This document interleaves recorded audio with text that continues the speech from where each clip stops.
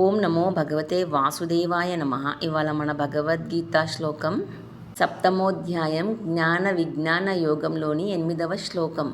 రసోహమప్సు కౌంతేయ ప్రభాస్మి శశిసూర్యయో ప్రణవః సర్వవేదేషు శబ్దః కే పౌరుషం ఋషు.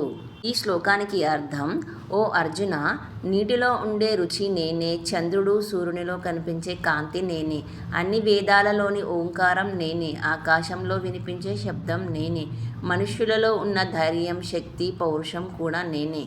O Arjuna, I am the taste in water, the light in the moon and the sun. I am the sacred syllable Om in all the Vedas, the sound in space, and the strength and courage in human beings. ఈ శ్లోకం ద్వారా మనం తెలుసుకోవాల్సింది ఏంటంటే, మన ధైర్యం, పౌరుషం, కర్తవ్య నిర్వహణ ఇవి మన సొంతవి అని గర్వపడకూడదు, దైవ ప్రసాదం అని తెలుసుకోవాలి. ప్రతిరోజు చూసే చిన్న విషయాల్లో కూడా ఆధ్యాత్మికతను గుర్తిస్తే జీవితం పవిత్రంగా మారుతుంది. మనమందరం భగవద్గీతను చదివి విని జ్ఞానాన్ని పెంచుకొని ధర్మాన్ని కాపాడుకుందాం. ధర్మో రక్షతి రక్షితః. జై శ్రీకృష్ణ.